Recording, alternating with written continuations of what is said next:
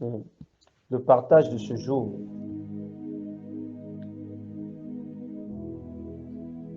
porte sur le thème « Les derniers seront les premiers, les premiers seront les derniers ».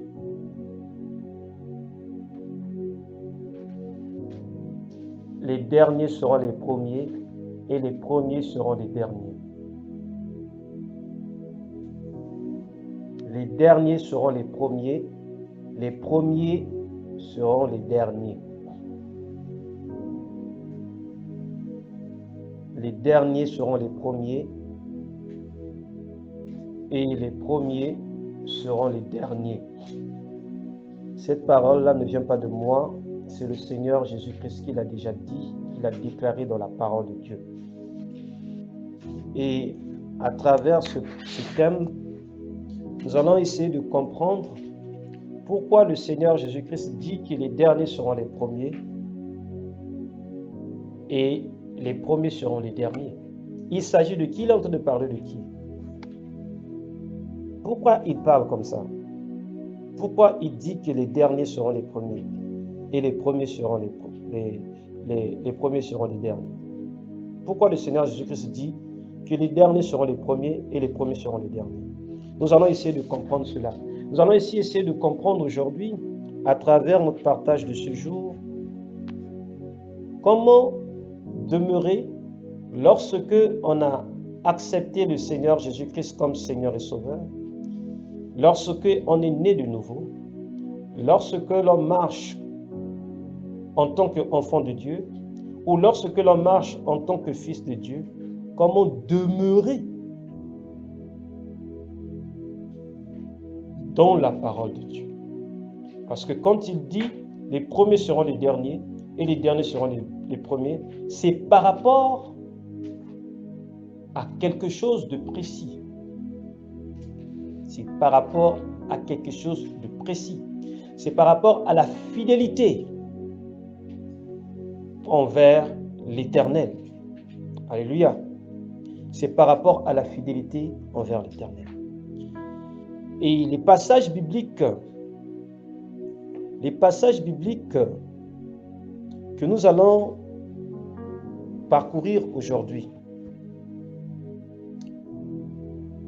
vont nous présenter l'autorité de la parole de Dieu. Alléluia. Parce que les derniers seront les premiers et les premiers seront les derniers seulement si l'un abandonne de marcher selon l'autorité de la parole de Dieu et si l'autre décide de marcher selon l'autorité de la parole de Dieu. Alléluia. Est-ce que nous sommes ensemble? Les premiers seront les derniers. Les derniers seront les premiers. Et cela va se passer de deux façons seulement. Lorsque celui-là qui était premier était soumis à l'autorité de la parole de Dieu, va se détacher. Et dans la deuxième phase, lorsque le dernier qui était toujours dernier va décider de appliquer et obéir à l'autorité de la parole de Dieu. Alléluia. Et parmi les passages bibliques que nous allons parcourir aujourd'hui, nous allons voir le livre de Jacques 2, verset 19. Alléluia. Matthieu 1, verset 18.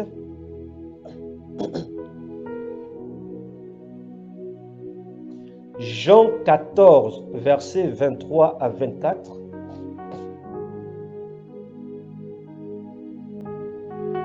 Et Jean 15, verset 7. Je reprends. Jacques 2, verset 19. Matthieu 1, verset 18. Jean 14, versets 23 à 24. Jean 15, verset 7. Et on peut toucher aussi un passage biblique de l'Ancien Testament. Psaume 111, verset 10. Parce que c'est important. Qu'est-ce que les anciens ont dit par rapport à cela? Les derniers seront les premiers seront les derniers. Et cela seulement sur la base de l'autorité de la parole de Dieu. Celui qui va demeurer fidèle et obéir à la parole de Dieu, ou celui qui va désobéir et qui va manifester l'infidélité par rapport à l'autorité de la parole de Dieu. Donc nous avons Jacques 2, verset 19, Matthieu 1, verset 18, Jean 14, verset 23 à 24, Jean 15, verset 7 et Psaume 111, verset 10. Alléluia. Nous allons commencer à lire le Psaume 111, verset 10, étant donné que c'est le premier passage et c'est le seul passage de l'Ancien Testament. La Bible déclare dans ma version ce qui suit. La clé de la sagesse, c'est de révérer l'Éternel. Ceux qui s'y tiennent ont une saine intelligence. Qui observe ses lois est vraiment avisé. Sa louange subsiste jusqu'en l'éternité. Alléluia. Tu peux lire aussi dans ta version, s'il te plaît.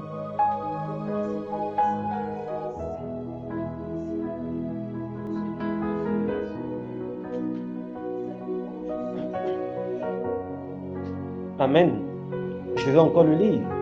La clé de la sagesse, virgule, c'est de révérer l'Éternel.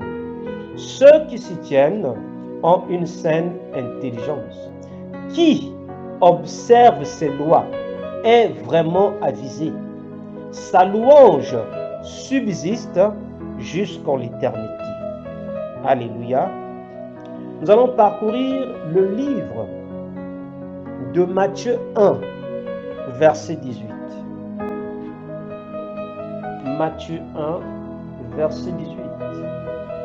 Merci Seigneur Jésus. Matthieu 1, verset 18. La Bible déclare, voici dans quelles circonstances Jésus-Christ vint au monde. Marie, sa mère, était liée par fiançailles à Joseph. Or, elle se trouva enceinte par l'action du Saint-Esprit avant qu'ils n'aient vécu ensemble. Alléluia. Je relis. Voici dans quelles circonstances Jésus-Christ vint au monde. Marie, sa mère, était liée par fiançailles à Joseph. Or, elle se trouva enceinte par l'action du Saint-Esprit avant qu'ils n'aient vécu ensemble. Alléluia.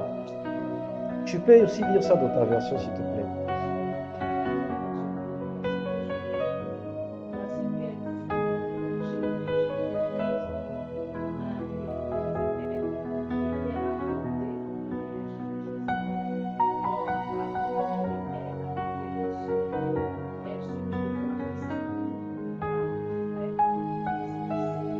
Amen. Nous allons parcourir le livre de Jean 14, versets 23 à 24.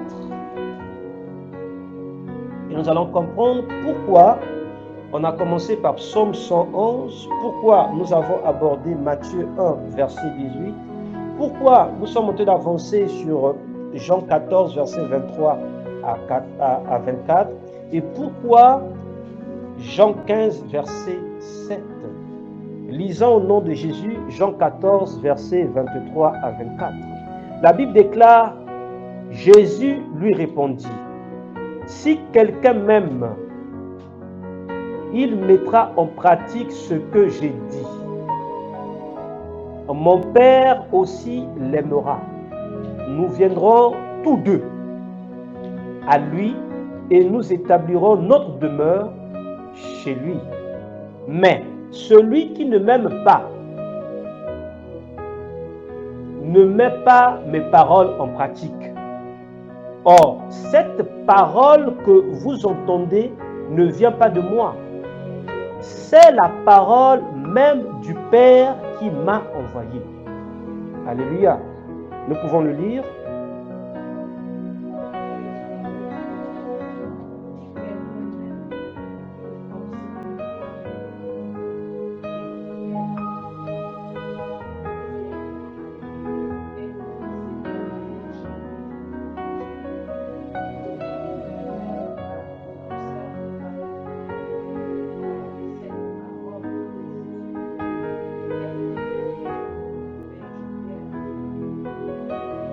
Amen. Nous allons terminer avec le livre de Jean 15, verset 7. La Bible déclare dans le livre de Jean 15, verset 7 ceci. Dans ma version, il est écrit: mais si vous demeurez en moi et que mes paroles demeurent en vous, demandez ce que vous voudrez, vous l'obtiendrez. Je reprends. Mais si vous demeurez en moi et que mes paroles demeurent en vous, demandez ce que vous voudrez, vous l'obtiendrez. Dans ta version, qu'est-ce qu'il est dit?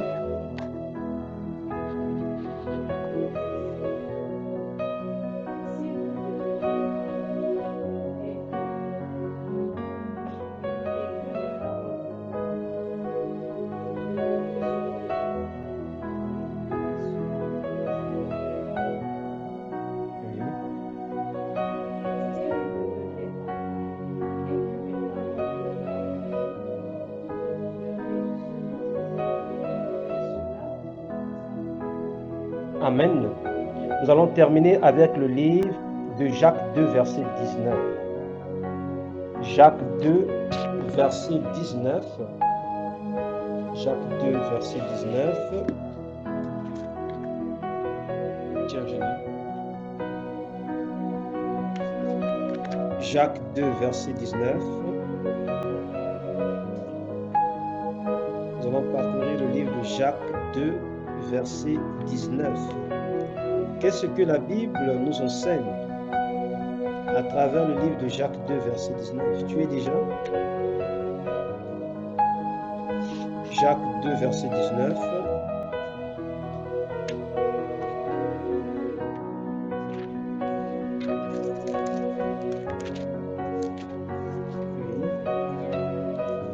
Je suis déjà. Je suis dans Jacques 2, verset 19. Alors, la Bible déclare ceci en ces termes. Tu crois qu'il y a un seul Dieu, c'est bien, mais les démons aussi le croient et ils tremblent. Point. Alléluia. Tu crois qu'il y a un seul Dieu, c'est bien, mais les démons aussi croient et ils tremblent. Est-ce que tu peux lire cela aussi dans ta version, s'il te plaît?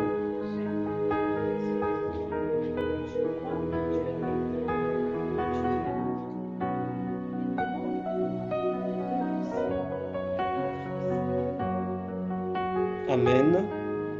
Béni soit l'Éternel.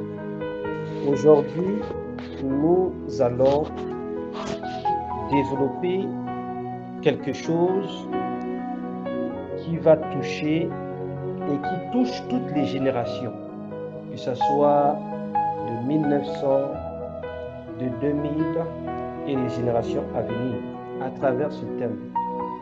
Puisque les derniers seront les premiers et les premiers seront les derniers, nous savons que nous avons une seule autorité par laquelle nous avons obéissance et fidélité. Alléluia. c'est la parole de Dieu. Alléluia. Mais nous devons savoir, nous devons comprendre que lorsque nous méditons la parole de Dieu, de la Genèse à l'Apocalypse, lorsque nous l'étudions, nous nous rendons compte que Dieu s'est manifesté sous plusieurs formes et sous plusieurs dimensions. Déjà, à travers les passages bibliques que nous avons pu parcourir, nous avons vu que déjà, la sagesse en elle-même, elle vient de l'obéissance et de la crainte de l'Éternel. L'obéissance et la crainte de l'Éternel produit la sagesse. Nous avons pu comprendre, nous avons pu voir qu'à travers le livre de Matthieu 1, verset 18, que Dieu s'est manifesté d'une manière surnaturelle en envoyant son Fils. Et même la naissance de son Fils s'est faite de manière surnaturelle, puisque la naissance du Seigneur Jésus-Christ est une naissance qui est venue briser toutes les lois de la procréation sur la terre. Étant donné que l'homme, Dieu avait établi l'homme sur la terre, la femme, Adam et Ève, de se multiplier comme des grains de sable. Et en se multipliant comme des grains de sable, il fallait que l'homme et la femme aillent ensemble. Nous avons vu que, à travers le livre de Matthieu 1, verset 18, le Seigneur Jésus-Christ, il est venu au monde sous l'action du Saint-Esprit, sans même que Marie et Joseph n'aillent ensemble, parce qu'ils étaient encore en fiançailles. Alléluia. Cela nous permet de comprendre que, bien que nous tous, nous sommes régis sous l'autorité de la parole de Dieu, comme étant notre repère et comme étant notre miroir, mais nous devons savoir au préalable d'abord qu'il y a l'autorité d'abord du Père.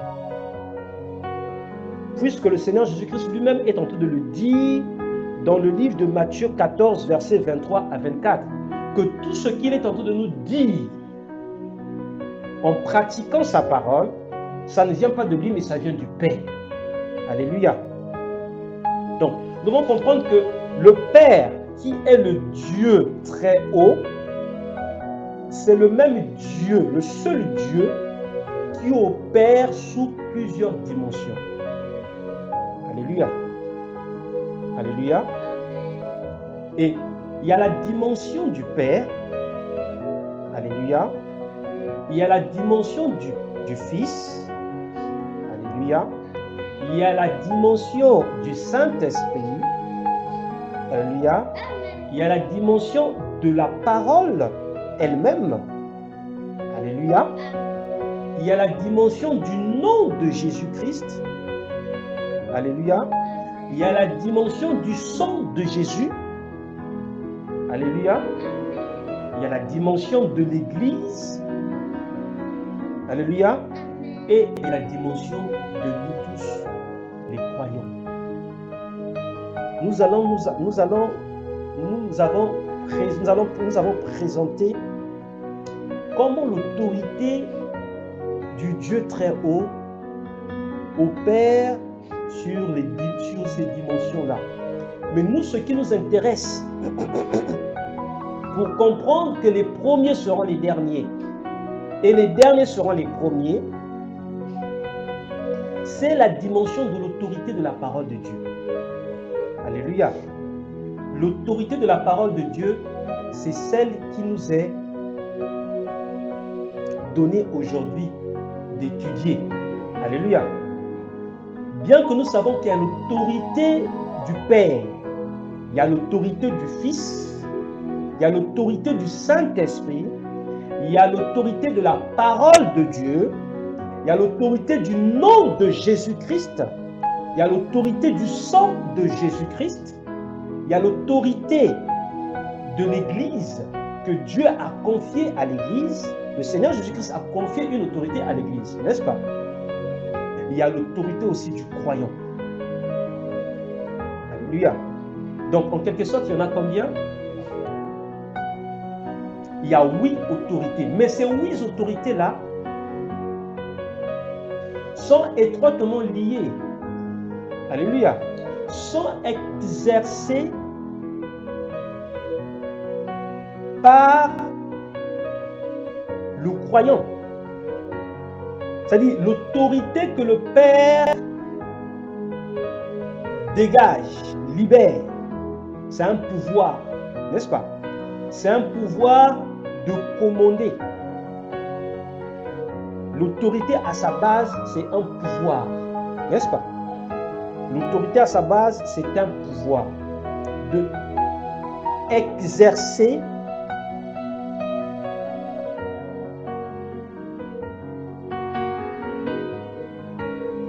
sur des personnes. Et ces personnes-là, nous, les personnes qui sont vraiment, c'est-à-dire qui arrivent carrément à l'obéissance même de cette autorité-là, ce sont les croyants.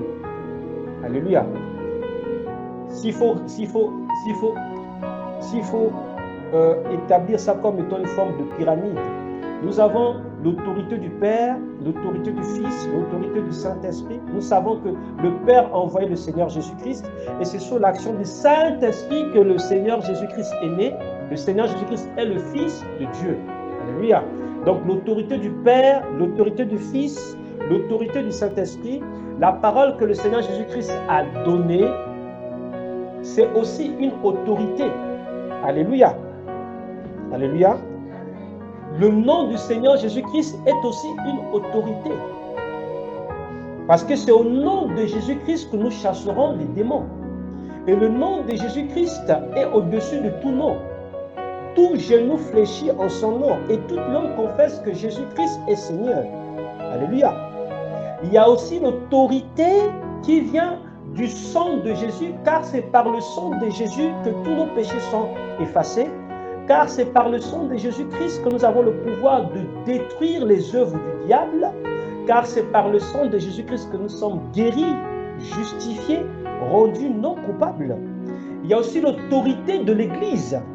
Parce que le Seigneur Jésus-Christ a dit à l'apôtre Pierre que la mort ne prévaudra pas sur l'Église. Alléluia. Alléluia. C'est une autorité que l'Église a reçue. Il n'y a que l'Église qui a reçu cette autorité-là. C'est une clé. Alléluia. Cette autorité que le Seigneur Jésus-Christ a donnée à l'Église, nous l'exerçons. Nous avons le pouvoir de chasser la mort dans le corps d'une personne qui n'a plus de vie et d'appeler l'esprit de la personne et la vie de revenir dans le corps de la personne. Alléluia. Donc l'autorité de l'Église, elle est connue. Et nous savons que l'autorité de l'Église est exercée par des personnes que le Seigneur Jésus-Christ a appelées dans les ministères. Alléluia. Nous pouvons parler des apôtres. Nous pouvons parler des prophètes. Nous pouvons parler des docteurs. Nous pouvons parler des évangélistes. Nous pouvons parler des pasteurs. Alléluia. Comme il y a 5 ministères. Les pasteurs, les apôtres, les prophètes, les docteurs et les évangélistes. Alléluia. Il y a ces 5 ministères-là qui constituent ce que nous sommes en train de parler de l'autorité qui vient de l'Église. Parce que Dieu passe par ces autorités-là. L'adoration n'est pas un ministère. L'adoration n'est pas un ministère. Donc nous voyons que le ministère pastoral est une autorité que Dieu a donnée. Alléluia. Le ministère d'évangélisation, le ministère de prophètes, le ministère des docteurs, le ministère des évangélistes, des apôtres, tous ces ministères-là sont dans l'Église. Alléluia. On les trouve dans l'Église. C'est une autorité qu'ils exercent pour l'édification, pour l'affermissement des enfants de Dieu. Alléluia. Alléluia. Et nous voyons aussi que après l'autorité de l'Église, il y a l'autorité du croyant. Parce que tout cela, c'est dans un seul but. C'est pour que le croyant soit sauvé. Alléluia. Que le croyant puisse exercer pleinement sa foi. Que le croyant vive ce que l'autorité suprême avait libéré comme ordonnance, comme arrêté et comme décret. Alléluia. Quand Dieu libère des ordres, quand Dieu libère un décret, il y a des arrêtés qu'il faut mettre en place et il y a des ordonnances qu'il faut signer. Alléluia. Donc cette charpente-là, nous devons la comprendre. Maintenant, ce qui est important pour nous aujourd'hui, c'est l'autorité de la parole de Dieu. Puisque nous allons voir que tout passe par la parole de Dieu. Tout passe par la parole de Dieu. Je ne sais pas si vous avez remarqué ça. Tout passe par la parole de Dieu. L'autorité qui est exercée dans l'Église vient de la parole de Dieu. N'est-ce pas? Ce n'est que l'Église, pour annoncer les messages qui viennent de Dieu, passe par la parole de Dieu, par les Écritures. N'est-ce pas? L'Église, pour bénir, passe par la parole de Dieu. L'Église, pour prier, passe par la parole de Dieu. L'Église, pour enseigner, passe par la parole de Dieu. L'Église, pour fonctionner, a besoin de la parole de Dieu. Et Dieu aussi passe par sa parole pour agir dans nos vies. Alléluia. Donc la parole de Dieu, il est ce carrefour-là qui nous permet d'être en contact avec Dieu lui-même en personne. Est-ce que nous sommes ensemble? La parole de Dieu, les Écritures qui constituent la parole de Dieu, est le carrefour qui nous permet d'être en contact direct avec Dieu. La parole de Dieu est le carrefour qui nous permet d'être en contact avec Dieu lui-même. C'est pourquoi il est vraiment important en notre saison actuelle et dans notre époque de prendre au sérieux la nécessité d'obéir et de pratiquer la parole de Dieu, parce que la parole de Dieu est une autorité. Alléluia. La parole de Dieu elle-même est une autorité. Et c'est de ça qu'il s'agit aujourd'hui. Pourquoi les derniers seront les premiers? Pourquoi les premiers seront les derniers? Et ce que nous sommes en train de dire aujourd'hui, ça a déjà commencé. Nous voyons des gens qui étaient des personnes remplies d'onction, remplies de puissance, remplies de paroles de sagesse, remplies d'onction, qui aujourd'hui on n'entend plus parler. On se demande, est-ce que Dieu les a oubliés? On se demande, qu'est-ce qui s'est passé? On se demande, qu'est-ce qui se passe? Est-ce que c'est Dieu qui les a oubliés? Ou qu'est-ce qui est arrivé pour que les gens, pour que certaines personnes, pour que certains fils de Dieu et enfants de Dieu ne soient plus écoutés ou ne soient plus connus? Qu'est-ce qui se passe? Donc aujourd'hui, nous sommes en train de comprendre, nous allons comprendre que l'autorité de la parole de Dieu, lorsqu'elle est pratiquée dans toute sa forme, nous permet de demeurer dans l'amour de Dieu. Là, on parle de l'amour de Dieu. L'autorité de la parole de Dieu, lorsqu'elle est pratiquée par le croyant, parce que c'est de ça qu'il s'agit. Pour exercer l'autorité du croyant, il faudrait pratiquer la parole de Dieu, n'est-ce pas? Pour exercer l'autorité du croyant, il faudrait pratiquer la parole de Dieu. Et lorsque la parole de Dieu est pratiquée, nous manifestons l'amour de Dieu. Il n'y a pas autre chose. Il n'y a pas autre chose qui peut remplacer ça. L'autorité du croyant, elle est exercée uniquement lorsque nous pratiquons la parole de Dieu. Celui qui ne pratique pas la parole de Dieu n'a pas l'amour de Dieu en lui. C'est ce que le Seigneur Jésus-Christ est en train de dire dans le livre de Jean 14, versets 23 à 24. Celui-là qui m'aime, c'est celui-là qui pratique la parole. Alléluia. Donc, pratiquer la parole de Dieu, c'est manifester même l'amour de Dieu. Et aujourd'hui, si nous remarquons qu'il y a certains serviteurs de Dieu qui n'étaient pas connus, qui étaient très connus au milieu de nous, et aujourd'hui qui rétrogradent, qui disparaissent tout à coup, en un instant, on n'entend plus parler de X, on n'entend plus parler de Y, ou un frère ou une sœur a rétrogradé. Le frère là, oh, mais il priait beaucoup. Le frère là, oh, mais il imposait les mains aux malades, les malades étaient guéris. Mais comment se fait-il depuis un certain temps, on ne le voit plus? Le frère est retourné dans le monde. Le frère a maintenant des langages des menteurs. Le frère est maintenant colérique. Le frère est maintenant hypocrite. Qu'est-ce qui s'est passé pendant un moment dans sa vie? C'est quoi? C'est la pratique de la parole de Dieu. Dès lors qu'on cesse de pratiquer la parole de Dieu, c'est comme si on demandait à Dieu, Dieu, mets-moi à la dernière place et dis à celui qui est à la dernière place là, de venir à la première place. Je ne sais pas si je suis en train de me faire comprendre.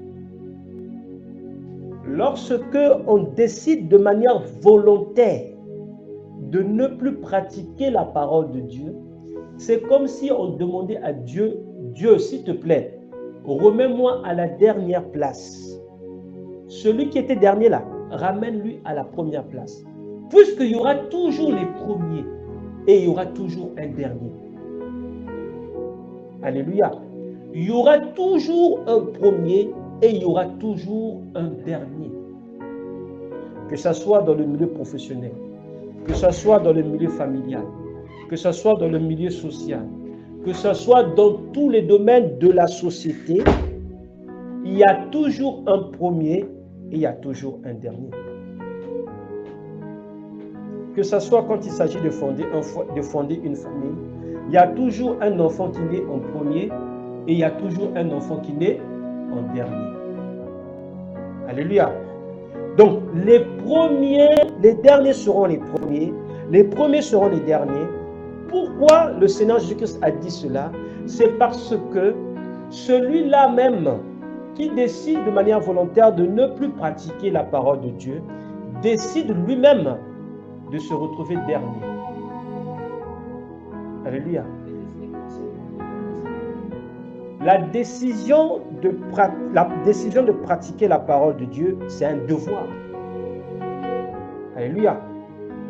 La décision de pratiquer la parole de Dieu, c'est un devoir de croyant.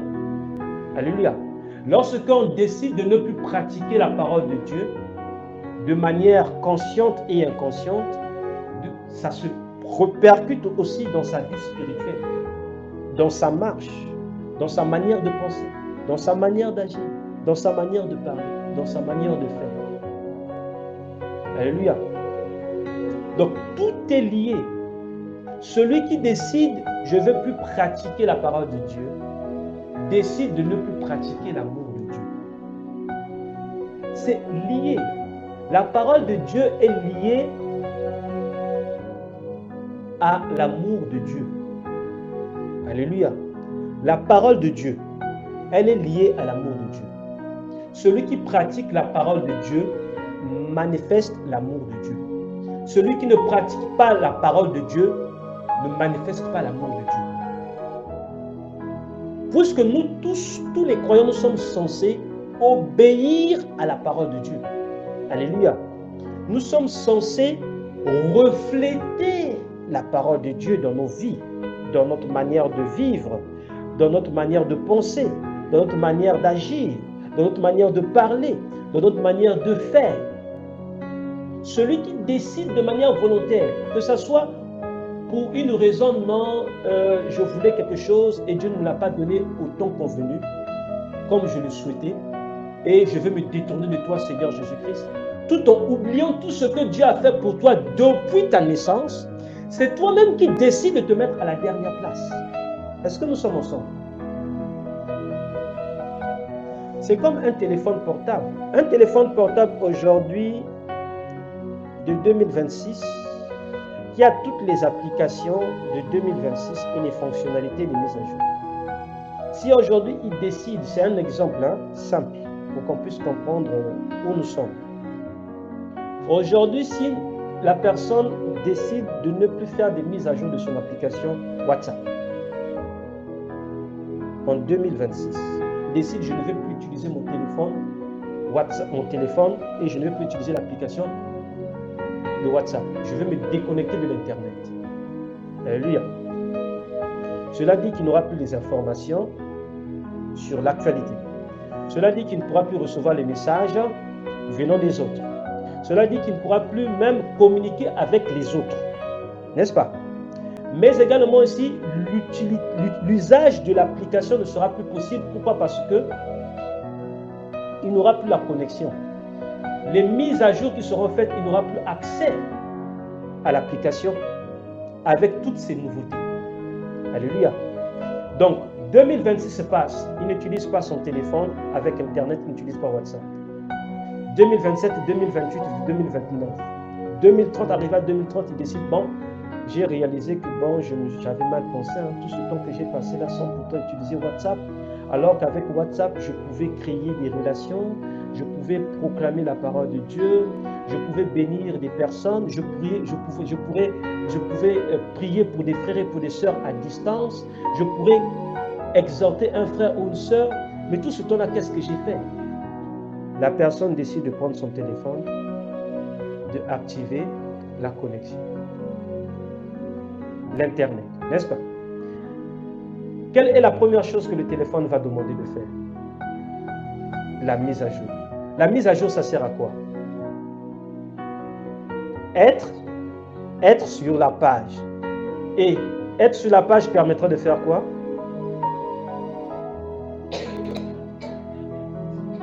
Les dernières fonctionnalités de WhatsApp.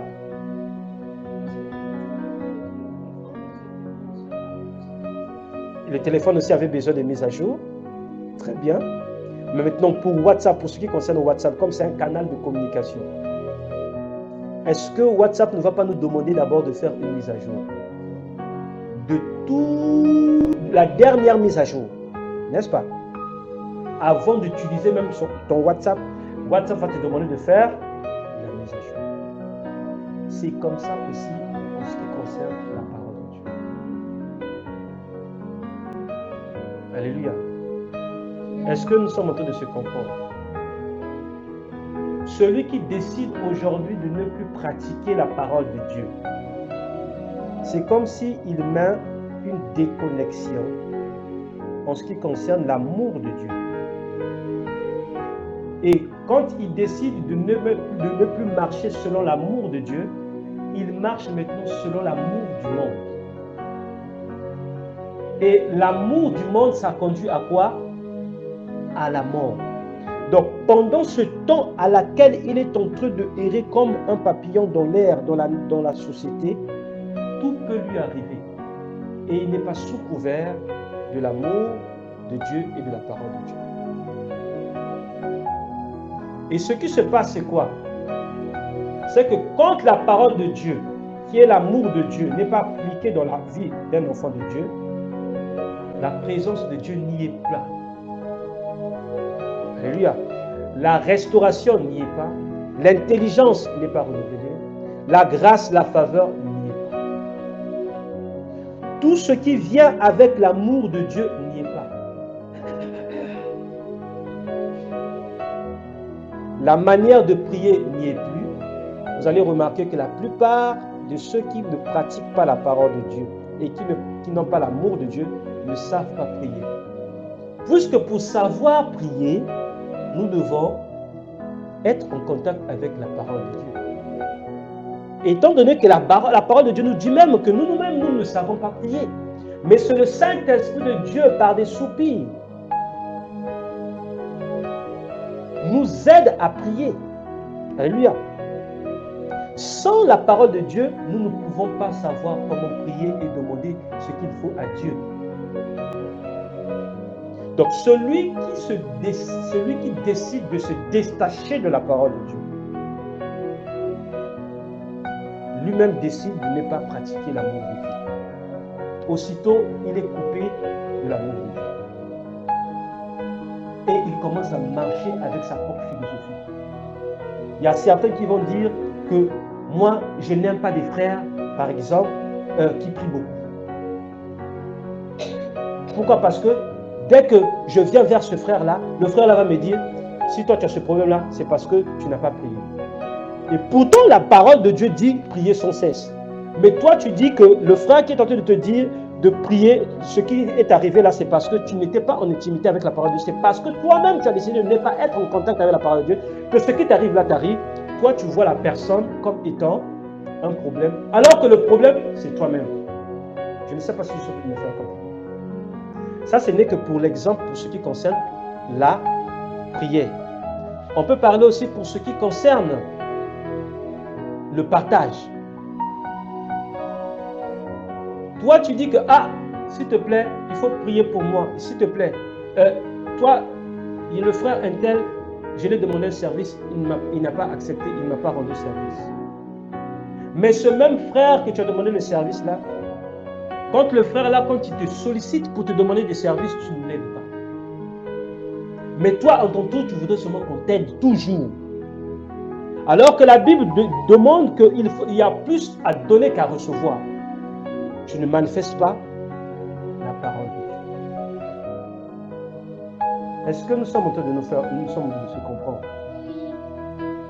C'est-à-dire que la parole de Dieu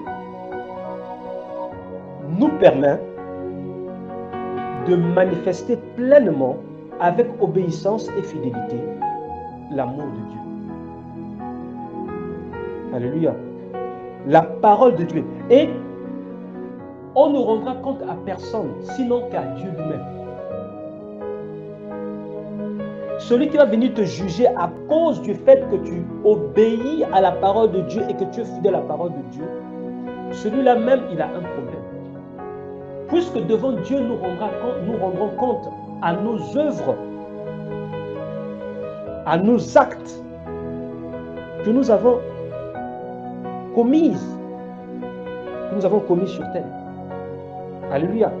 Personne d'autre sur le jour que nous serons en face du juge suprême, qui est le Seigneur Jésus, nous rendra compte à notre place, si ce n'est que nos œuvres que nous avons commis sur terre. Est-ce que nous sommes en train de se faire comprendre? Et pour comprendre que nos œuvres sont notées à la loupe par les anges de l'Éternel, nous devrons marcher selon la parole de Dieu. Pratiquer les bonnes œuvres. Pour pratiquer les bonnes œuvres, nous devons être connectés à la parole de Dieu. Nous devons manifester l'amour de Dieu. Celui qui a l'amour de Dieu pratique la parole. Celui qui n'a pas l'amour de Dieu ne pratique pas la parole. C'est ça la conséquence. Pour pratiquer l'amour de Dieu, il faut pratiquer la parole.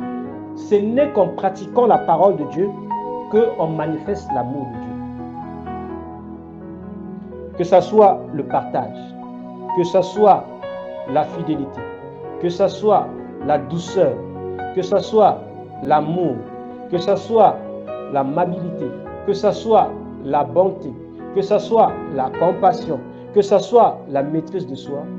Pour la manifester pleinement, il faudrait au préalable que nous puissions pratiquer la parole de Dieu. Alléluia. Et le Seigneur Jésus-Christ, ce n'est pas un Dieu qui est autoritairement autoritaire, s'il faut dire ça comme ça. Le Seigneur Jésus-Christ n'est pas un Dieu qui est autoritaire au monde autoritaire. C'est-à-dire, il vient nous forcer de pratiquer et d'obéir à la parole de Dieu. Non. Le Seigneur Jésus-Christ, lui-même, il a dit qu'il est doux et il est humble. Alléluia. Le Seigneur Jésus-Christ, il est doux et il est humble. Tout ce qu'il nous demande, c'est d'adhérer à son école. La vie du Seigneur Jésus-Christ est elle-même déjà une école par laquelle nous pouvons marcher sur ses traces et manifester son amour. Alléluia. C'est-à-dire l'école de vie. Lorsqu'on rentre, en rentrant et en étudiant la vie du Seigneur Jésus-Christ, nous permet de manifester l'amour du Seigneur Jésus. À aucune fois le Seigneur Jésus-Christ a manifesté de la haine dans la Bible, dans son parcours. Il a manifesté de l'amour même vis-à-vis de ceux qui voulaient du mal sur lui.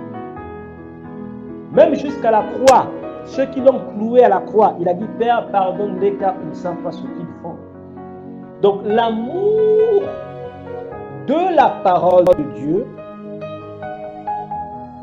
nous permet de manifester l'amour de Dieu. Ce sont les deux choses-là qui sont liées. Voilà pourquoi aujourd'hui nous allons voir qu'il y a certains aujourd'hui qui étaient dans l'onction, dans l'onction de la puissance de Dieu. Aujourd'hui, on n'entend plus parler d'eux. Pourquoi? Parce que eux-mêmes, ils ont décidé de arrêter, de continuer de pratiquer la parole de Dieu. Ça peut être volontaire ou involontaire aussi. Ça peut être sous l'effet des épreuves. Parce que lorsqu'on pratique la parole de Dieu et lorsqu'on vit la parole de Dieu, les épreuves aussi ne manquent pas parce que les épreuves nous affermissent, nous permettent de grandir dans la foi. Mais ça peut être aussi des tentations. Voilà pourquoi le monde ne doit pas nous empêcher de demeurer dans la parole de Dieu et de manifester l'amour de Dieu. La plus grande tentation d'un croyant, c'est le monde. Et quand on parle du monde, c'est tout ce qui vient avec le monde. Les passions, les plaisirs, les désirs, la convoitise, la jalousie, la colère, la méchanceté, tout ce qui est lié au monde. Il y a un témoignage que j'ai écouté et que j'avais écouté en 2023 et que j'ai réécouté en 2024 et j'ai encore réécouté ça en 2025. Il y avait un serviteur de Dieu en RDC et à son âme qui était le père, il était parmi les pères spirituels d'un serviteur de Dieu aujourd'hui qui a donné ce témoignage-là. Mais c'est aussi c'est un apôtre, on l'appelle l'apôtre Esdras. Il disait qu'il y avait un serviteur de Dieu à son époque, quand il était en train de grandir, sous la houlette de ce serviteur-là et dans son assemblée, qui avait reçu de la part de Dieu une onction spéciale. C'est-à-dire même dans le sommeil, si tu voyais ce serviteur de Dieu-là, si tu étais malade, tu étais guéri. Si tu étais paralytique, quand tu te réveilles, c'est-à-dire tu vas marcher, tu reprends carrément tous tes sens. Dieu lui avait donné une onction spéciale dans la guérison et dans la délivrance. Et ce serviteur de Dieu était vraiment oint. Quand on dit oint, et vraiment oint, ça veut tout simplement dire qu'il avait la crainte de l'Éternel. Alléluia. Voilà. Parce que tous ceux qui sont oints ont la crainte de l'Éternel. Selon le livre du Psaume 111, verset 10. La crainte de l'Éternel est le commencement de la sagesse. Donc, le serviteur de Dieu en question était vraiment oint. Et même les sorciers qui vivaient aux environs, dans l'environnement de l'église en question, avaient peur de lui, le craignaient. Alléluia. Le serviteur de Dieu en question avait une femme. Il avait une femme. Mais parmi les fidèles qui venaient, il y avait une sœur, une femme, qui était sorcière, mais qu'on avait envoyée au sein de cette église-là pour faire tomber ce serviteur de Dieu. Il faut bien suivre. Il faut bien suivre. Alors, qu'est-ce qui s'est passé? Sachant qu'on ne pouvait pas atteindre ce serviteur de Dieu-là, tout ce qu'il faisait, ça ne marchait pas. Le monde des ténèbres, que ce soit dans les nations, il y a des cellules. Comme il y a des cellules des chrétiens, là, il y a aussi des cellules des sorciers. Comme nous prions aussi pour guérir les malades, pour que la parole de Dieu soit propagée dans toute la nation. Les sorciers aussi dans leurs cellules aussi travaillent comment faire pour que la parole de Dieu ne soit pas répandue. Est-ce qu'on en sort? Donc ce qui s'est passé, c'est quoi? C'est que ce serviteur de Dieu, le travail qu'il exerçait de manière physique et de manière spirituelle pour le compte de Dieu, dérangeait le monde de ténèbres. Et ils ont réfléchi comment faire pour atteindre cet homme-là. Et qu'est-ce qui a été décidé? Il y a une femme qui a décidé volontairement d'aller dans cette église. Elle est partie dans cette église. Elle est partie se baptiser. La sorcière est partie se baptiser sans abandonner sa sorcellerie. Il faut qu'on comprenne cette partie-là. Donc, c'est-à-dire, elle est partie rentrer dans l'église, intégrer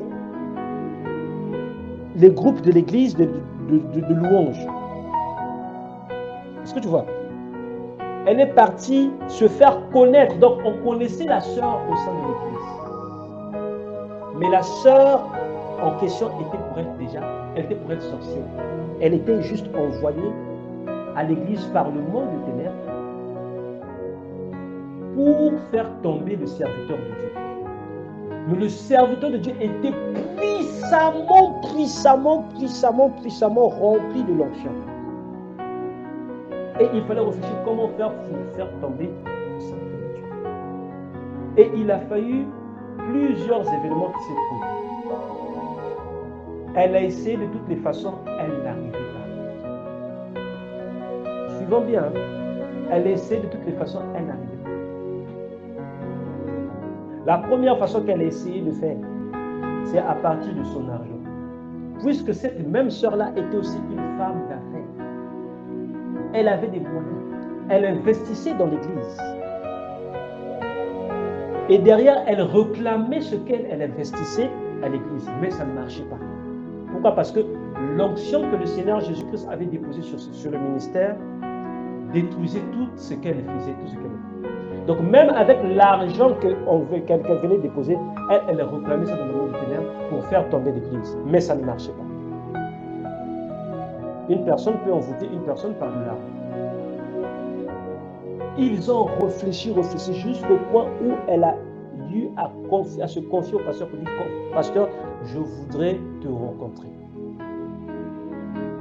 Je voudrais te partager quelque chose, mais c'est confidentiel.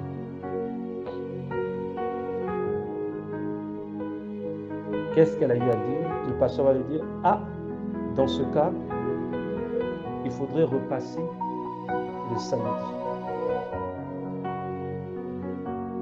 Tu vas venir m'exposer la situation que tu voulais me partager. Comme elle avait déjà une notoriété au sein de l'église, elle était dans le groupe de louanges. Et parmi les personnes qui donnaient beaucoup pour l'église, elle avait une certaine crédibilité vis-à-vis du serviteur de Dieu. Mais le serviteur de Dieu ne savait pas que cette personne-là était envoyée dans le but de détruire sa vie et de détruire son ministère. Qu'est-ce qui va se passer? Quand elle va venir à la réunion, elle va rentrer dans le bureau du pasteur. Quand le pasteur va fermer la porte, elle va se mettre. Elle va dire, pasteur, là où je suis là, Si tu essaies seulement de dire quelque chose, je vais crier au scandale et au viol. Et je vais dire que tu m'as violé.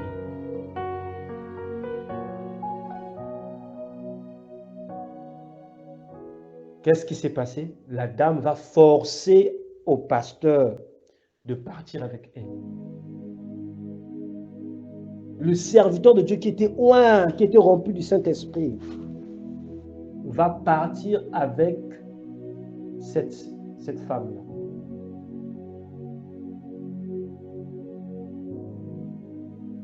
Le lendemain à l'église, suivons bien, l'église, le pasteur, le matin avait un culte parce qu'il y avait 2 cultes. Le pasteur va demander au pasteur second qui ne se sent pas bien, il a mal à la tête. Il ne pourrait pas monter sur la chaîne.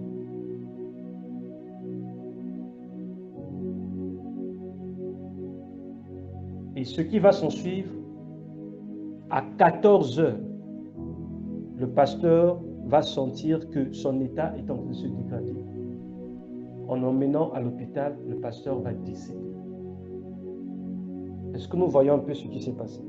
Qu'est-ce qui s'est passé? C'est que cette sœur-là, qui a monté l'imposture, parce que les années vont se passer, c'est 10 ans après que la sœur va venir se confesser pour dire que le pasteur là, s'il était mort, c'est à cause de moi. Et elle va maintenant expliquer comment les choses se sont passées. Est-ce que nous sommes en train de suivre? Elle va expliquer comment les choses sont passées, comment elle a eu le pasteur et qu'est-ce qui s'est passé. Quand ils sont partis ensemble avec ce pasteur-là, elle a pris les germes de ce pasteur-là. Elle est partie avec dans le monde des ténèbres. Elle est partie dire que j'ai eu enfin la personne en question. Tout le monde ne croyait pas. Non, tu ne peux pas la voir, tout ça. J'ai eu la personne en question. J'ai eu la personne en question. Comment? C'est parce que je suis en train de te regarder. J'ai eu la personne en question. Comment tu as eu? Démontre-nous. Voici ces germes. Ils ont fait la fête ce jour en question. Ils ont fait une fête. Juste avec les germes de cette personne-là, de ce serviteur de Dieu, qui était entré dans le corps de cette femme-là, ils ont détruit la vie de ce serviteur de Dieu. Pourquoi? Parce qu'il est tombé. Est-ce que nous sommes ensemble? Il est tombé. Il est tombé dans quoi? Il est tombé dans l'adultère. Est-ce que c'est volontaire ou est-ce que c'est involontaire ou? Quand on voit bien ce qui s'est passé, il y a eu influence, mais le serviteur de Dieu pouvait résister, comme Joseph a résisté. Est-ce que nous sommes ensemble? Joseph, malgré qu'on lui a accusé de viol, Joseph a fui. Est-ce que nous sommes ensemble? Joseph, malgré qu'on lui a accusé de viol, mais Joseph a fui. Et Dieu s'est souvenu de cet acte-là, 7 ans après, de ramener Joseph et de le sortir de la prison. Est-ce que nous voyons? Donc, une personne peut rétrograder de manière volontaire ou de manière involontaire, si et seulement si il n'a pas gardé la parole de Dieu dans son cœur. Parce qu'il y a plusieurs situations dans la Bible qui nous enseignent comment sortir de toutes les épreuves qui sont en face de nous. Alléluia. Tout. Je dirais même que le Seigneur Jésus-Christ lui-même, il a vécu de ces situations-là qui nous suffisent déjà même de se contenter seulement de ce qu'il a fait. Puisque le Seigneur Jésus-Christ a été tenté aussi comme un homme. La Bible nous dit qu'il a été tenté comme un homme. Il a reçu toutes les tentations. Les filles sont venues vers lui pour le draguer aussi. Le Seigneur Jésus-Christ a vécu ça aussi. Il ne faut pas imaginer que le Seigneur Jésus-Christ n'a pas été tenté par les filles. Le Seigneur Jésus-Christ a été aussi tenté par les filles, par les filles à son âge d'adulte, tout ça là dans son quartier, quand il y avait des filles qui étaient déjà en puberté. Le Seigneur Jésus-Christ a été aussi tenté. Mais si le Seigneur Jésus-Christ, malgré toutes les tentations là, il est ressorti victorieux, ça veut dire que le Seigneur Jésus-Christ, pour nous, il est le repère et que tout ce qui est digne devant le pratiquer pour manifester son amour. Donc c'est cette femme-là, après 10 ans, qui vient relater à l'Église que c'est elle qui était à l'origine de la mort du pasteur. Et dans les circonstances de la mort du pasteur, nous pouvons voir que une personne à laquelle on ne s'y attendait pas, on ne pouvait même pas calculer, peut être un objet que le diable utilise pour venir te détruire. Mais si tu as gardé la parole dans ton cœur, tu sauras à quel moment comment agir. Puisque le Seigneur Jésus-Christ lui-même a dit, lorsque nous serons en face du juge, nous ne parlons pas, mais le Saint-Esprit lui-même mettra des paroles dans notre bouche. Alléluia. Ça veut dire tout simplement quoi? Lorsque nous sommes en face de toute forme de situation donnée, que ce soit situation sociale, familiale, professionnelle, tout, le Seigneur Jésus-Christ va mettre en place, le Saint-Esprit va intervenir. Donc pour une petite faiblesse, ça a coûté la vie à ce serviteur de Dieu-là, qui était longtemps recherché dans le monde des ténèbres. C'est-à-dire, c'était quelqu'un comme dans les films de cow-boy là, qu'on voit souvent, on met une photo, la personne est recherchée. Il y a une prime de 50 millions de dollars. Prime sur sa tête. Lui-même, il ne savait pas pour lui. Jusqu'à entrer dans son bureau, il est parti avec cette sœur, croyant que c'était une sœur normale, mais c'était un envoyé du diable aussi qui avait un objectif de détruire sa vie et détruire son ministère. Donc, on ne peut pas dire que ça soit de manière volontaire ou de manière involontaire qu'on n'était pas conscient des actes que nous avons faits. Non. Tant que nous avons gardé la parole en nous, nous manifestons l'amour de Dieu. L'amour de Dieu est en nous tant que nous pratiquons la parole de Dieu. Et c'est ce que nous devons garder dans notre cœur. Pourquoi les premiers seront les derniers et les derniers seront les premiers? Le témoignage que je viens de donner de ce pasteur de Dieu nous montre combien une personne qui est remplie d'onction, en un laps de temps, peut partir. Alléluia. En un laps de temps, il peut quitter le monde. Est-ce que lui-même, il avait préparé ça? Est-ce que lui-même, il avait programmé ça? Est-ce que lui, il avait calculé ça? Est-ce que lui, il savait que ce jour-là, le jour d'après, il devait quitter le monde? Il ne savait pas. Mais à cause juste d'une personne qui est entrée dans son bureau, qui lui a dit que si on ne part pas ensemble, là, je vais accuser que toi, tu m'as violé. Même si tu ne m'as pas violé. Même si tu ne m'as pas touché. Et je vais te porter en justice. Le pasteur est parti, croyant qu'en partant avec cette sœur-là, ça devait arranger son église. Mais il ne se rendait pas compte que c'est sa propre vie qu'il est en train de creuser.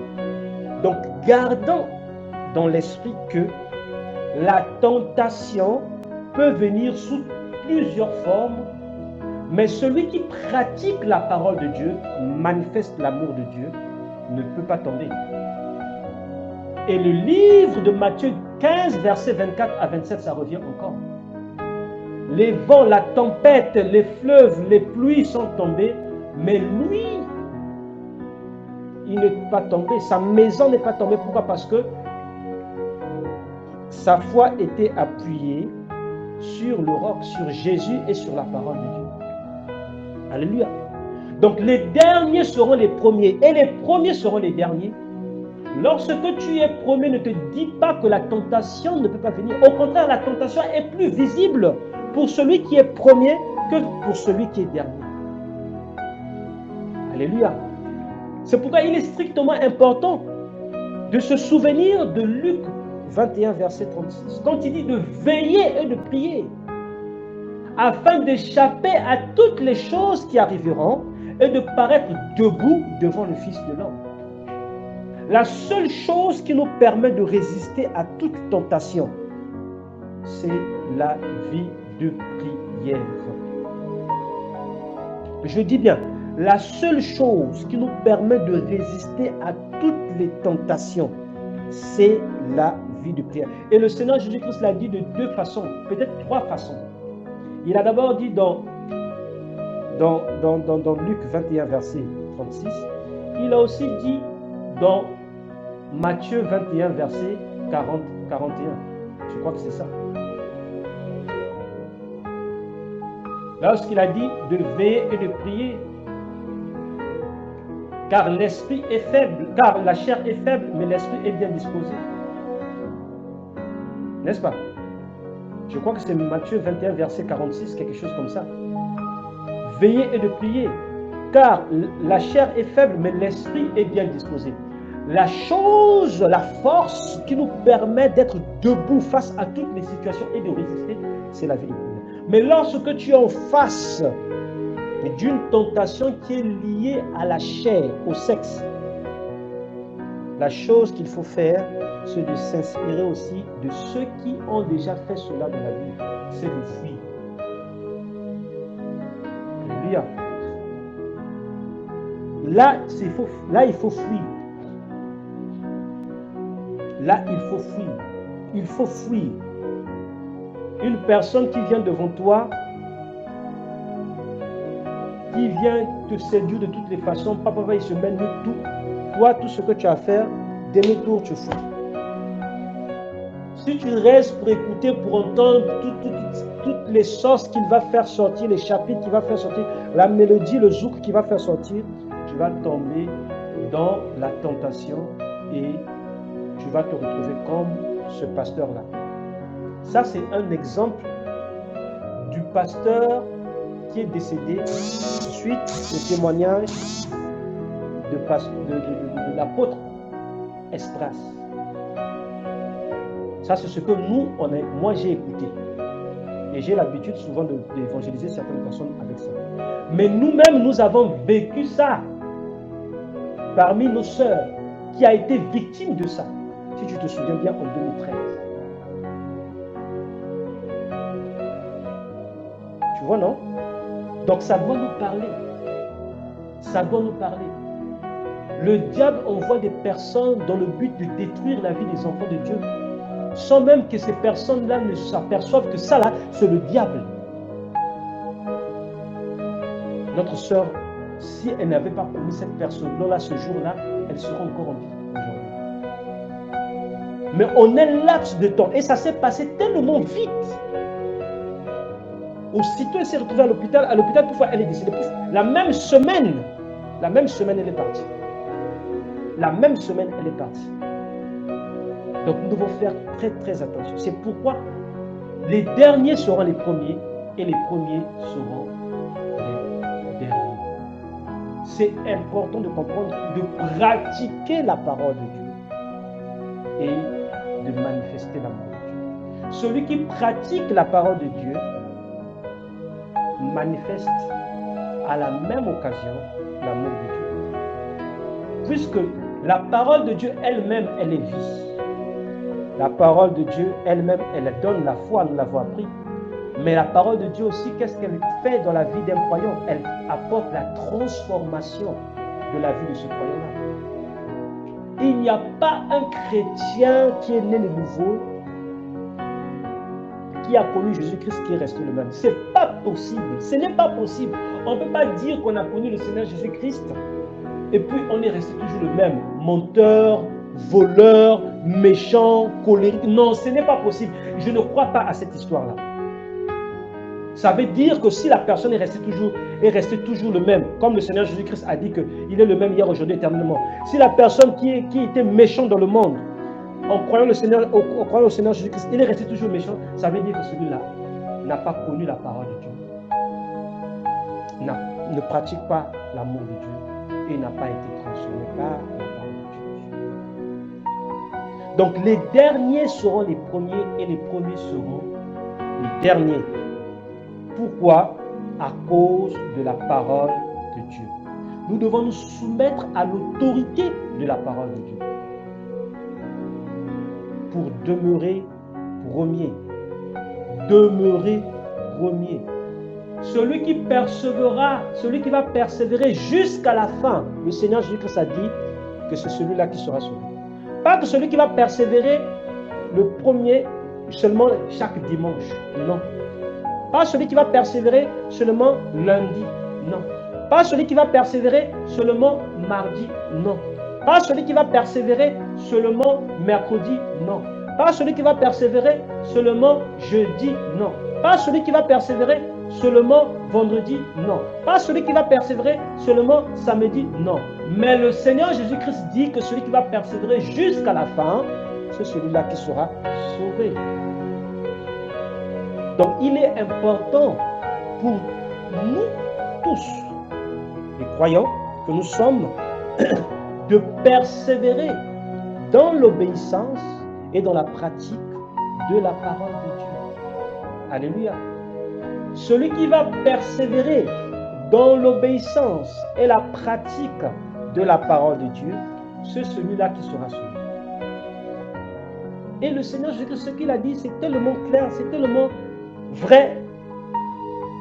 Puisqu'il est dit encore dans le livre de Matthieu 24, verset 35, que le ciel et la terre passeront, mais ses paroles ne passeront pas. Donc sa parole est éternelle. Donc si on persévère jusqu'à la fin dans l'obéissance et la mise en pratique de la parole de Dieu, c'est ceux-là qui seront sauvés. C'est pourquoi il dit que les derniers seront les premiers. Pourquoi? Parce que ceux qui ont longtemps été derniers là, qui ne marchaient pas selon la parole de Dieu, ceux-là, quand ils vont commencer à pratiquer la parole de Dieu, c'est ceux-là qui seront les premiers pour être sauvés. Et les premiers seront les derniers qui ne seront pas sauvés. Alléluia. Donc c'est un principe qui est clair. C'est naturel. Pratiquer la parole de Dieu nous permet de manifester l'amour de Dieu. Et le bénéfice de pratiquer la parole de Dieu, le Seigneur Jésus-Christ dit en Jean 14, versets 23 à 24, qu'est-ce qui se passe lorsque la parole de Dieu est pratiquée? Il y a le Père et le Seigneur Jésus-Christ qui demeurent dans la vie de la personne, de ce croyant. Et quand le Père et le Seigneur Jésus-Christ demeurent dans la vie du croyant, qu'est-ce qui se manifeste? L'autorité.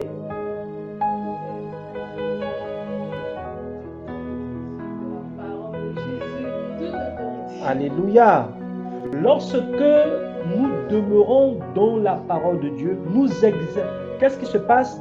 Il y a l'autorité du Père qui est manifestée en nous, l'autorité du Fils qui est manifestée en nous, l'autorité du Saint-Esprit qui est manifestée en nous, l'autorité de la parole qui est manifestée en nous, l'autorité du nom de Jésus-Christ est manifestée en nous, l'autorité du sang de Jésus-Christ est manifestée en nous, l'autorité de l'Église, puisque nous proclamons, nous devenons ambassadeurs de Jésus-Christ sur la terre. Ce n'est pas seulement le pasteur qui devient une autorité, mais toi aussi, ma soeur, toi aussi, mon frère, tu deviens une autorité de l'Église devant Dieu, parce que Dieu est en toi, le Seigneur Jésus-Christ est en toi, le Saint-Esprit est en toi, la parole de Dieu est en toi. Est-ce que nous sommes ensemble? L'autorité du croyant est manifestée. L'autorité du croyant est manifestée dans tous les niveaux. C'est pourquoi il y a un seul Dieu. Alléluia. C'est pourquoi Jacques dit qu'il y a un seul Dieu, mais qui opère sur plusieurs dimensions, du Père jusqu'au croyant. Alléluia. Il y a un seul Dieu, mais qui opère sur plusieurs dimensions, du Père jusqu'au croyant.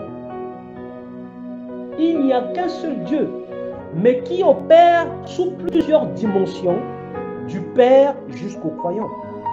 C'est ce que nous devons noter, c'est ce que nous devons comprendre. La crainte de l'Éternel est le commencement de la sagesse.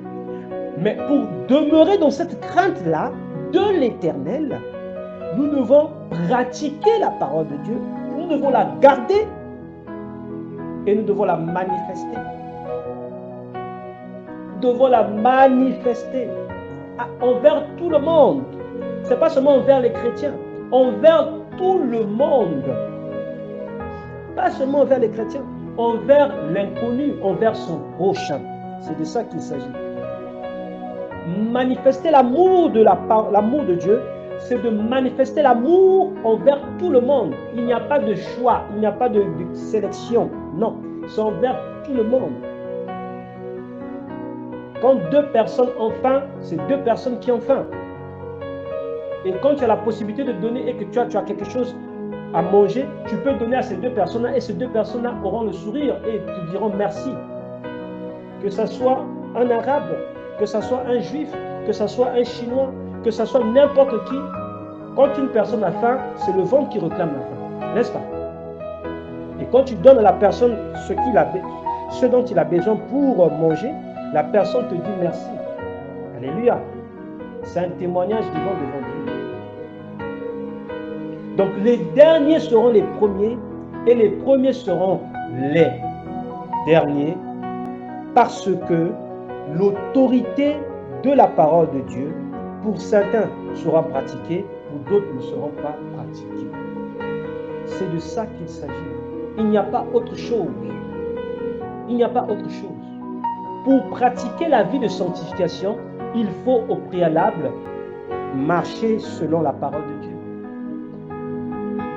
Pour vivre la vie de prière, il faudrait au préalable marcher selon la parole de Dieu. Si on ne construit pas notre foi sur la parole de Dieu, finalement le chrétien, le non-chrétien là, ça sert à quoi? Si on ne fonde pas notre foi sur la parole de Dieu, finalement, le non-chrétien là, le titre de chrétien là, ça sert à quoi? Il ne suffit pas de dire que Seigneur, Seigneur, pour être sauvé. Mais il faut accomplir la volonté de mon Père. La volonté de mon Père, c'est quoi? C'est de pratiquer la parole. Quand tu es devenu chrétien, tu dois pratiquer la parole de Dieu. Ça ne sert pas de pratiquer la parole de Dieu seulement les dimanches. Il faut pratiquer la parole de Dieu tous les jours que Dieu te donne. Parce que le Seigneur Jésus-Christ a dit, ceux-là qui vont persévérer jusqu'à la fin, c'est ceux-là qui seront sauvés. Alléluia. Alléluia. Et le Seigneur Jésus-Christ nous a donné une révélation. Et cette révélation-là, elle touche tous les niveaux de l'Église. Si vous demeurez dans ma parole et que mes paroles demeurent en vous, demandez tout ce que vous voudrez et cela vous sera accordé. Ça, c'est un privilège, c'est une clé. C'est une clé spirituelle. Parmi les clés que le Seigneur Jésus-Christ a données à Pierre. Parce qu'il y a plus de 12 clés. En tout cas, quand on fait l'étude biblique, il y a plus de 12 clés que le Seigneur Jésus-Christ a données à l'Église. Environ 12. Mais parmi ces clés-là, Jean 15, verset 7, c'est la clé qui ouvre toutes les portes. Si vous demeurez dans ma parole et que mes paroles demeurent en vous, demandez tout ce que vous voudrez et cela vous sera accordé. Nous savons que nous demandons au nom de qui? Au nom de Jésus. Mais si nous demeurons dans sa parole et que sa parole demeure en nous, que nous demandons tout ce que nous voudrons et cela nous sera accordé. C'est la clé qui ouvre toutes les portes de bénédiction et de richesse. La clé qui ouvre toutes les portes de la faveur et de la grâce. Jean 15, verset 7. La parole de Dieu en nous. La parole de Dieu en nous. Et que nous sommes dans la parole de Dieu. C'est-à-dire, si vous demeurez dans ma parole et que mes paroles demeurent en vous, c'est-à-dire, nous sommes dans la parole et nous demeurons dans la parole. N'est-ce pas? Alléluia. Nous sommes dans la parole et que nous demeurons dans la parole. Nous demandons tout ce que nous voudrons et cela nous sera accordé. Ça fait partie des clés spirituelles que le Seigneur Jésus-Christ a données à l'Église. Et cette clé-là, elle apporte la grâce et la faveur. Nous savons que la grâce, dans la grâce, c'est une multitude. C'est-à-dire, dans la grâce, il y a même la prospérité. Ça, on doit le savoir. Dans la grâce, il y a la prospérité. Dans la grâce, il y a la prospérité. Et dans la faveur, il y a la sécurité. Ce sont les deux choses. Nous devons savoir. Voilà pourquoi il est dit dans le livre de Psaume 91, verset 4, que ta fidélité est une armure pour moi et ta fidélité est un bouclier. C'est bien ça, non? C'est ce qui est dit. On peut lire le livre de Psaume 91, verset 4. Dans ma version ici, il est dit, Psaume 91, verset 4, le prophète David est en train de dire, Psaume 91, verset 4.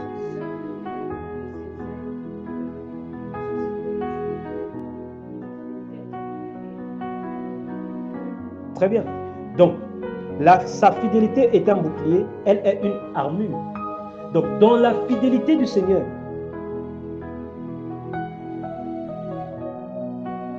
il nous fait faveur de la sécurité, de son armure et de son bouclier. N'est-ce pas? Il y a deux choses, armure et bouclier. Armure et bouclier. N'est-ce pas? Armure et bouclier viennent de fidélité que nous avons envers l'Éternel. Uniquement pourquoi? Parce que nous demeurons dans sa parole. Ce n'est qu'en demeurant dans sa parole et que sa parole demeure en nous que nous avons accès à cette armure-là et à ce bouclier. Alléluia. Alléluia. Alléluia. C'était le partage d'aujourd'hui.